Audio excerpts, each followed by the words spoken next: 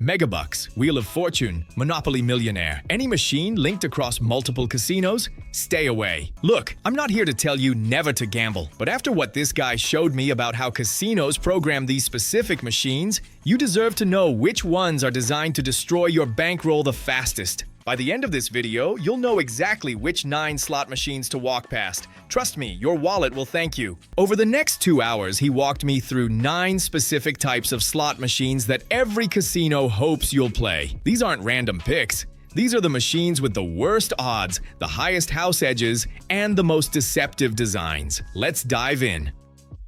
If you see someone playing penny slots, they're getting absolutely destroyed and they don't even know it. Here's the trap. Penny slots sound cheap.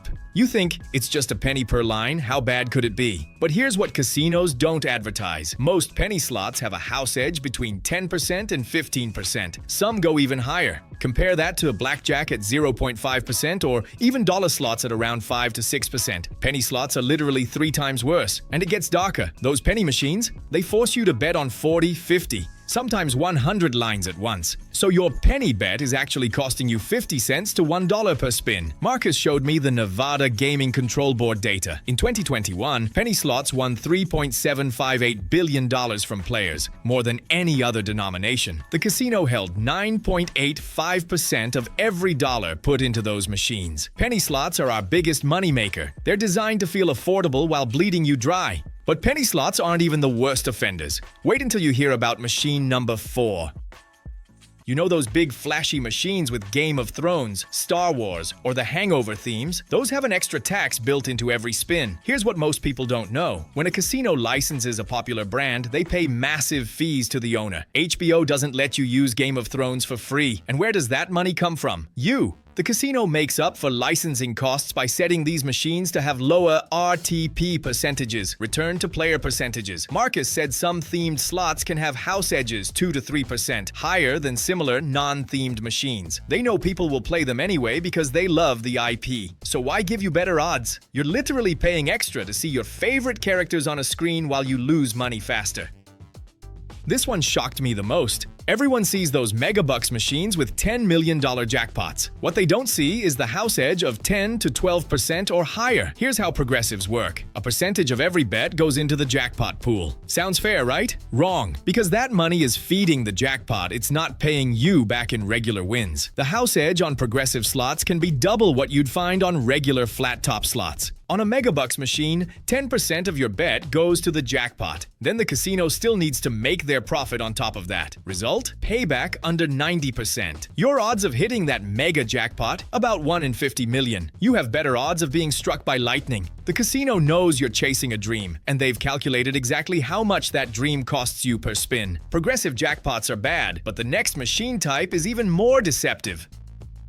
Multi-denomination machines let you switch between playing pennies, nickels, quarters, or dollars on the same machine. Sounds convenient, right? Here's the trap. These machines often have lower RTPs than dedicated single-denomination machines at every level. A dedicated dollar slot might have a 94% RTP. That same multi-denom machine set to dollars? Maybe 92% RTP. Why? Because the casino knows people will play higher denominations on these convenient machines than they would if they had to physically move to a different machine. We called them gotcha machines. People think they're getting the same odds, but they're not.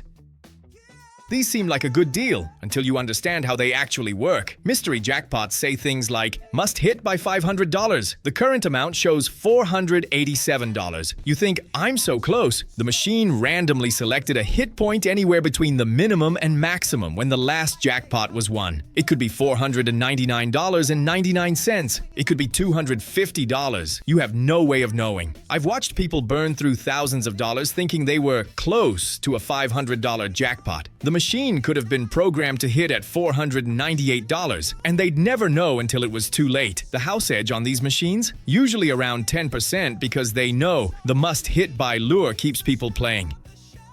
Megabucks, Wheel of Fortune, Monopoly Millionaire. Any machine linked across multiple casinos? Stay away. Here's why. When a progressive is linked across dozens or hundreds of casinos, your odds of winning get obliterated. Think about it. You're not just competing against the 50 people in your casino. You're competing against thousands of players across Nevada, or even the country. And because the jackpot gets so large, the house edge gets brutal to compensate. Some wide-area progressives have house edges approaching 15%. The casino makes a killing even when someone wins, because millions of people have already fed that jackpot. The winner gets the glory. Everyone else paid for it. Number 6 is bad, but number 7? These are psychological warfare.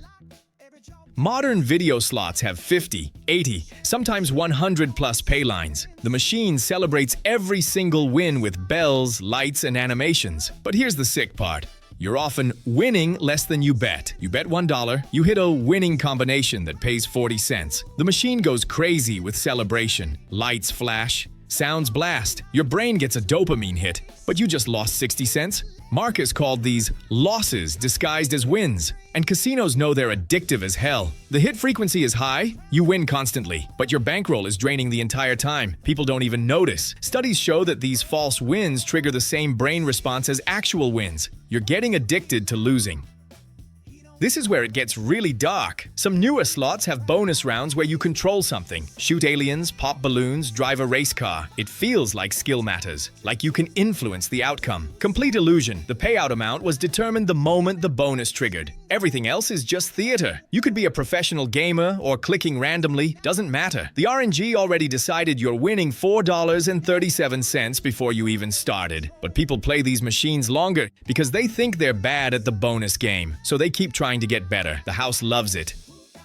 See those machines right by the entrance, next to the buffet, by the bathrooms? Those are set to the tightest payouts in the entire casino. Why? Because casinos know those are impulse play locations. People waiting for friends, killing 5 minutes, not serious gamblers who'll notice the bad odds. Final reveal, resolving loop number 1 and loop number 4. Casinos have heat maps of foot traffic. They place their worst paying machines in the highest traffic spots. The machines buried in the back, off the main aisles, those sometimes have better odds. Casinos need to reward their regulars who actually seek them out. But those flashy machines greeting you at the entrance? Pure profit extractors. Here's the thing, casinos aren't cheating. Every machine pays out exactly what it's programmed to pay. But some machines are programmed to destroy you faster than others. Penny slots, 10 to 15% house edge, themed licensed slots, extra licensing, tax, progressive jackpots with massive prizes, brutal odds, multi-denomination machines, lower RTPs than dedicated machines, mystery must hit by jackpots, deceptive proximity, wide area linked progressives, competing against thousands